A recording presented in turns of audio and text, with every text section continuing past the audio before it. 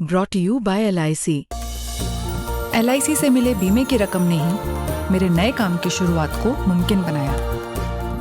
LIC हर पल आपके साथ। सोने की कीमतें $5,200 प्रति आउंस के पार जा चुकी है। हर कोई परेशान है कि आखिर सोना इतना बेकाबू क्यों हो रहा है। क्या ये सिर्फ जंग और महंगाई का नतीजा है या पर्दे के पीछे कोई बहुत बड़ा खेल चल रहा है। मार्केट एक्सपर्ट्स अब एक ऐसी कंपनी की तरफ उंगली उठा रहे हैं जिसका नाम आपने शायद ही सुना हो। एक क्रिप्टो कंपनी है जो चुपचाप हर हफ्ते ट्रक भर के सोना खरीद रही है और उसे स्विट्जरलैंड के अंडरग्राउंड न्यूक्लियर बंकरों में छिपा रही है। इस वीडियो में हम डिकोड करेंगे कि क्या आपकी जेब पर भारी पड़ते सोने के दाम के पीछे इस कंपनी का हाथ है। नमस्कार, मैं हूं चिराग ठाकुर और आप देख रहे हैं बस तक। सबसे पहले आपको आंकड़े बताते हैं। पिछले साल सोने की कीमतों में 65% का बड़ा उछाल आया। इसी दौरान टीथर ने अकेले 70 टन से ज्यादा सोना खरीदा। ये दुनिया के लगभग हर देश के सेंट्रल बैंक की खरीदारी से कहीं ज्यादा है। जाहिर है, जब कोई एक प्राइवेट प्लेयर इतनी बड़ी मात्रा में यानी हर हफ्ते 1 से 2 टन सोना लगातार मार्केट से उठाएगा तो डिमांड बढ़ेगी और सप्लाई कम होगी। नतीजा, सोने के दाम में आग लगना तय है। एनालिस्ट मान रहे हैं कि टीथर इस वक्त सोने के मार्केट का वो साइलेंट जाइंट है जो कीमतों को कंट्रोल कर रहा है। अब बात आती है ये कि ये कंपनी इतना सोना रख कहाँ रही है। जवाब है स्विट्जरलैंड के पहाड़ों के नीचे पुराने न्यूक्लियर बंकरों में। जी हाँ, इन बंकरों में टीथर ने 140 टन सोने का अंबार लगा दिया है, जिसकी कीमत है करीब $24 बिलियन। हैरानी की बात यह है कि टीथर अब सिर्फ एक क्रिप्टो कंपनी नहीं रही।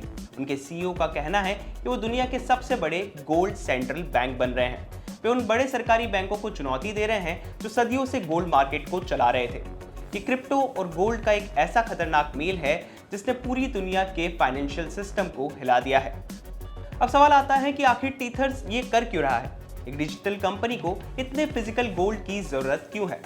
रॉबर्ट कियोसाकी जैसे दिग्गज निवेशक कहते हैं कि डॉलर अब नकली कागज का टुकड़ा रह गया है। टीथर भी यही मानती है। वो डॉलर पर अपनी निर्भरता खत्म करना चाहती है, तो अपना एक ऐसा इकोसिस्टम बना रही है जहां पैसा डिजिटल होगा लेकिन उसकी वैल्यू सोने की ईंटों से सुरक्षित होगी। इसी सुरक्षा की होड़ में सोने की मांग को उस लेवल पर पहुंचा दिया है जो हमने इतिहास में कभी नहीं देखी।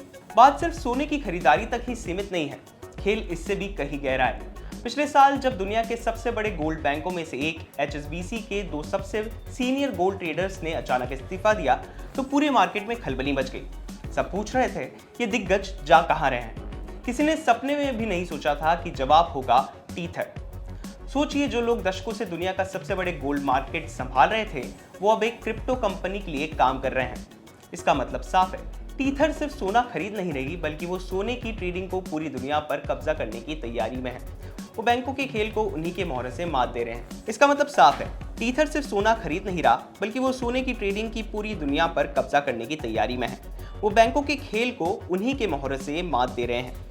तो मतलब साफ है कि सोने की कीमतें सिर्फ ग्लोबल टेंशन से नहीं बढ़ रही बल्कि टीथर जैसे नए ताकतवर खरीदारों की वजह से भी बढ़ रही है। अगर इनकी ये खरीदारी जारी रही तो $5,200 पर आउंस की कीमत तो सिर्फ शुरुआत हो सकती है। आपको क्या लगता है, क्या किसी प्राइवेट कंपनी के पास इतना सोना होना सुरक्षित है? कमेंट्स में अपनी राय जरूर दें और 1 फरवरी को बजट पर हमारी स्पेशल लाइव कवरेज देखना ना भूलें, जिसमें हम आसान भाषा में बजट को डिकोड करेंगे। तब तक जुड़े रहें बस तक के साथ।